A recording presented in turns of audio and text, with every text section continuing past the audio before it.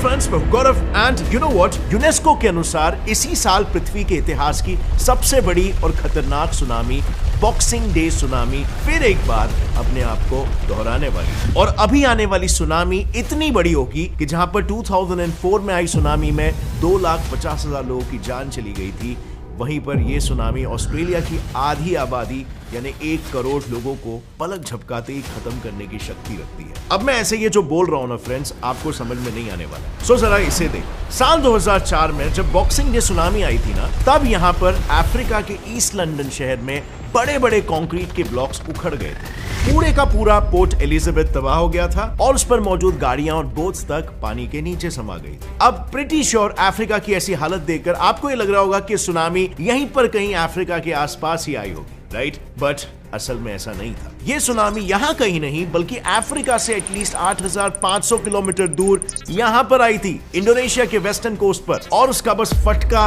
Africa पर पड़ा। Plus Africa में तो फिर भी सिर्फ 1.5 से 2 मीटर की ही सुनामी आई थी और सिर्फ उसमें ही इतना नुकसान हो गया। हालांकि इंडोनेशिया में इस सुनामी वेव की ऊंचाई 5 गुना ज्यादा अराउंड 10 मीटर्स थी, जो कि एक 3 मंजिले बिल्डिंग जितनी ऊंची होती है। यानी कि आप यहां पर खुद ही सोच सकते हो कि वहां पर किस हद तक चीजें तहस महस हुई हो। उस सुनामी में जिंदा बचे एक 17 साल के बच्चे का तो ये कहना है कि उस बहाव की मार ही इतनी खतरनाक थी कि उसी से वो बेहोश हो गया, और जब उसे होश आया तो उसके चारों ओर बस पानी ही पानी था और हर जगह पर लाशों का ढेर खड़ा था। दरअसल हुआ यह था कि जब मार्थोनीस अपने दोस्तों के साथ बीच पर सॉकर खेल रहा था, तब अचानक से एक बड़ा सा भूकंप आया जिसकी आवाज किसी एरोप्लेन के ब्लास्ट जितनी जोरदार थी। यह आवाज सुनकर अपनी जान बचाने के लिए मार्थोनीस अपनी गाड़ी लेकर भागने तो लगा, लेकिन इससे पहले कि वो दूर निकल पाता, एक बड़ी काली लहर तेजी से उसके पास आई और उसकी गाड़ी के साथ टकरा गई। अब मार्थोनीस के अनुसार इस टक्कर का झटका इतना जोरदार था कि तुरंत ही वो बेहोश हो गया, और जब उसे होश आया तो वो और उसकी गाड़ी ढेर सारे लाशों और मलबों के बीच में तैर गई। फिर जैसे तैसे करके मार्थोनीस बीच तक पहुंचा और मदद और खाने की उम्मीद में वहां पर भटकने लगा। यहीं से फिर पूरे 20 दिनों तक भटकने के बाद 21वें दिन उसे एक रेस्क्यू टीम द्वारा बचा लिया गया। अब लकीली मार्थोनीस तो बच गया, लेकिन यूसी इस सुनामी ने इंडोनेशिया के साथ साथ 12 और देशों पर अपनी छाप छोड़ी थी। लेकिन इतने बड़े हादसे के पीछे कारण आखिर क्या था? एक रिपोर्ट के अनुसार पूरा इंडो पैसिफिक रीजन असल में वो रीजन है जहां पर समुद्र के नीचे the ring of fire subduction zone पड़ता है।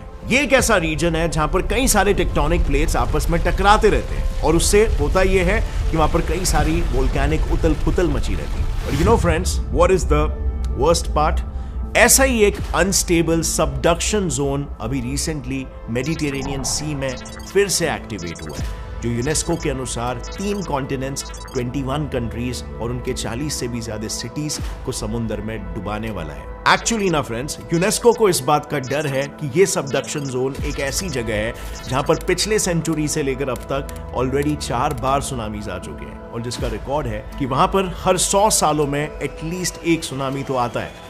इसका मतलब समझ रहे हो? यहाँ पर रहने वाले लोगों को एडवांस्ड वार्निंग मिला है, और उस हिसाब से वो कुछ रिस्पॉन्ड करे इसका कोई चांस ही नहीं। इस रीजन के लैंडलॉक्ड होने की वजह से सुनामी की लहरों को किनारे तक पहुंचने में ज्यादा सिर्फ कुछ मिनट्स लगेंगे। इनफैक्ट 1902 में जब इस रीजन में लास्ट बड़ी सुनामी आई थी, तब एक तरफ रेडियो पर उस सुनामी के आने की चेतावनी जारी थी, और दूसरी तरफ सभी के रेडियो रिसीवर्स ऑलरेडी तूफानी लहरों में तैरते हुए नजर आ रहे थे। और दुर्भाग्यवश यही सब फिर से एक बार होने वाला है, लेकिन इस बार रेडियो के जगह पर सबके टीवीज और हजारों लाशें होंगी। आपने रिसेंटली देखा ही होगा, टर्की में 2 बड़े अर्थक्वेक्स आए थे, जो पिछले कुछ दशकों में हुए सभी अर्थक्वेक से ज्यादा खतरनाक थे। पर क्या आपको पता है, यूनेस्को की उन रिसेंटली पब्लिश्ड 40+ एंडेंजर्ड सिटीज की लिस्ट में एक नाम टर्की के सबसे बड़े शहर इस्तांबुल का भी है। जी हाँ, आप सही समझे, टर्की में आए 2 बड़े भूकंप असल में मेडिटेरेनियन सी में आने वाले अब तक के सबसे बड़े सुनामी का संकेत है। मतलब इन शॉर्ट, इस पूरे रीजन में किसी भी वक्त सुनामी आ सकती है। और वर्स्ट, आपको शायद ये पता नहीं होगा, पर साइंटिस्टों के अनुसार अर्थक्वेक के बाद जब एक सुनामी फॉर्म होती है, तब वो इतनी खतरनाक तबाही नहीं मचाती जितना समुद्र के किनारे मचाती है। Strange, right? वेल, स्ट्रेंज सिर्फ इसीलिए क्योंकि इन सुनामीज की शुरुआत सतह के ऊपर नहीं बल्कि जमीन के नीचे कई 100 किलोमीटर की गहराइयों में होती है, जहां से एक series of completely different waves एक दूसरे को मोमेंटम देके फाइनल सुनामी के लार्ज वेव्स बनती है। दरअसल हमारी पृथ्वी के अंदर कुछ इस तरह के अलग अलग लेयर्स होते हैं। इनमें जब अर्थक्वेक आता है तब इन लेयर्स में मौजूद पार्टिकल्स यानी पत्थर और मलबे अलग अलग दिशाओं में वाइब्रेट करने लगते हैं और उन्हीं के वजह से इन लेयर्स में वेव्स फॉर्म होने लगते हैं। इन वेव्स में सबसे पहली वेव जो फॉर्म होती है ना, वो होती है पी वेव यानी कि प्राइमरी वेव, जिसमें पार्टिकल्स आगे पीछे से वाइब्रेट होते हैं, बिल्कुल मानो स्प्रिंग की तरह। इससे होता यह है कि जिन जिन जगहों पर ये पार्टिकल्स दूर जाते हैं वहां उसके ऊपर वाले लेयर के पार्टिकल्स नीचे की तरफ मूव करते हैं और इसी के विपरीत जहां पर पार्टिकल्स कंप्रेस होते हैं वहां वो अपने ऊपर वाले लेयर के पार्टिकल्स को और ऊपर पुश करते हैं। नतीजा, इन पी वेव्स के ऊपर वाले लेयर्स में फिर एस वेव्स यानी कि सेकेंडरी वेव्स बनने लगते हैं, जिसके पार्टिकल्स आगे पीछे की जगह यूं ऊपर नीचे मूव करने लगते हैं। यानी to sum it all up, अगर इन दोनों लेयर्स को देखें तो एक लेयर में पार्टिकल्स आगे पीछे होते हैं, जिसकी वजह से फिर दूसरे लेयर में पार्टिकल्स ऊपर नीचे होते हैं, जिससे फिर आती है तीसरी वेव। दरअसल इन दोनों लेयर्स के पार्टिकल मोशन का कंबाइंड इफेक्ट सबसे टॉप मोस्ट लेयर यानी कि समुद्र के तल पर दिखता है, जो आगे जाकर सुनामी कॉज करता है। कैसे? वेल, पी और एस वेव्स के इफेक्ट्स जब समुद्र के तल तक पहुंचते हैं तब वहां मौजूद तल के पार्टिकल्स पानी को ऊपर तो पुश करते हैं, जिससे पानी भी ऊपर उठता है, पर इसके बाद तल के पार्टिकल्स फिर अपने पूरे वजन के साथ पीछे की तरफ गिरते हैं और उनके ऊपर मौजूद पानी उसके ऑपोजिट डायरेक्शन में आगे की तरफ ढकेला जाता है। यानी अगेन, अगर हम इसे समराइज करें तो जमीन के नीचे पी वेव से एस वेव बनती है और फिर एस वेव ऊपर जमीन की सतह पर एंटी क्लॉकवाइज मोशन पैदा करके रेली वेव्स बनाती है और लास्टली इन रेली वेव से पानी के पार्टिकल्स क्लॉकवाइज मोशन में घुमाकर एक सुनामी बनाते हैं। प्लस इन लहरों की जो सबसे खास बात होती है वो ये कि इनके बनते वक्त ये बिल्कुल नॉर्मल लहरों के जैसे ही दिखती है, पर किनारों तक आते आते उनके साथ कुछ ऐसा होता है जिसकी वजह से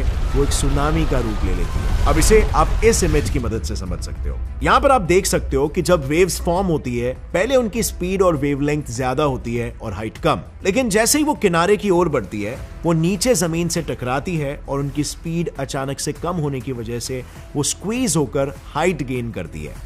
बिल्कुल किसी अचानक से स्क्वीज किए टूथपेस्ट की तरह। अब इसका मतलब क्या होता है समझ रहे हो? साइंटिफिकली वेव शोलिंग कहे जाने वाले इस पूरे प्रोसेस में बहुत ही कम स्पेस में बहुत ज्यादा पानी इकट्ठा हो जाता है और इतना वॉल्यूम ऑफ पानी एक साथ गिरने से एक सुनामी कई घरों को बहा ले जाए इतनी ताकतवर हो जाती है। बट यू नो व्हाट, आज हम सुनामी का अंदाजा पहले से ही लगा सकते हैं, वो भी बिना किसी इंस्ट्रूमेंट को यूज किए। इनफैक्ट आप मानोगे नहीं, पर टिली स्मिथ नाम की एक टीनेज लड़की ने बिना किसी इंस्ट्रूमेंट के थाईलैंड के माई खाओ बीच पर करीब 100 लोगों को सुनामी से बचाया था। अब ये बहुत ही इंटरेस्टिंग घटना है और उस वक्त एक्चुअली में हुआ कुछ ये था कि टिली स्मिथ अपने फैमिली के साथ उस बीच पर वेकेशन के लिए आई थी। तब उसने देखा कि शोरलाइन एकाएक पीछे सरक रहा है और समुंदर कुछ अजीब सा बर्ताव कर रहा है और बस फिर इसी के साथ उसके दिमाग में एक अलार्म बजा, क्योंकि महज 2 हफ्ते पहले उसके ज्योग्राफी क्लास में उन्हें 1946 के हवाई आइलैंड की सुनामी का एक वीडियो दिखाया गया था, जिसमें यह बताया गया था कि छोटे छोटे वेव्स में जब पार्टिकल्स क्लॉकवाइज मोशन में घूमने लगते हैं तब उससे किनारे की शोर लाइन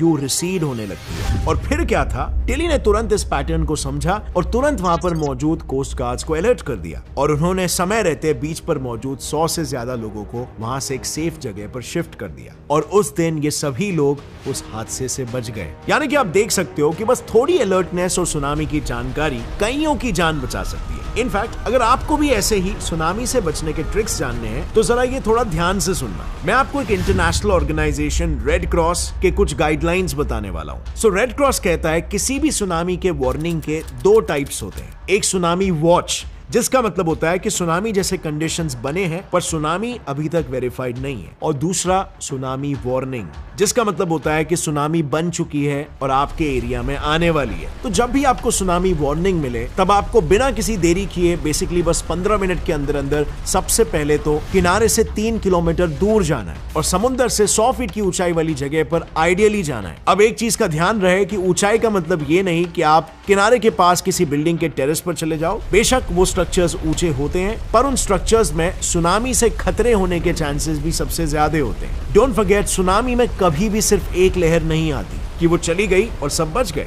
ज्यादातर केसेस में ये देखा गया है कि सुनामी कई घंटों तक चल सकता है और इसीलिए जब तक आपको सेफ्टी ब्रॉडकास्ट ना मिले तब तक नेचुरल हाई ग्राउंड्स में ही रहना सबसे ज्यादा सेफ माना जाता है। सो बस इन गाइडलाइंस को फॉलो करो और एटलीस्ट सुनामी से तो अपनी जान बचाओ, क्योंकि 2025 में जो डिस्ट्रक्शन इवेंट होने वाला है उससे आपको यहां दिए हुए गाइडलाइंस भी नहीं बचा पाएंगे। और ऐसा क्यों? वेल, उससे साइंटिस्ट खुद भी डरे हुए हैं, क्योंकि उनका कहना है 2025 में सूरज को लेकर भी एक बहुत ही डिस्ट्रक्टिव इवेंट हो सकता है। इस पर हमने ऑलरेडी एक वीडियो बनाया है जिसे आप यहां पर क्लिक करके देख सकते हैं। और अगर ये वीडियो आपको पसंद आया फ्रेंड्स, इसे कुछ भी नया सीखने मिला, एक लाइक जरूर ठोकना। Get set fly science channel को अभी सब्सक्राइब कर लो और बेल नोटिफिकेशन दबाओ ताकि आगे आने वाली हमारी कोई भी वीडियो की अपडेट आप मिस ना कर सको। See you next time. Till then as always stay curious, keep learning and keep growing. जय हिंद।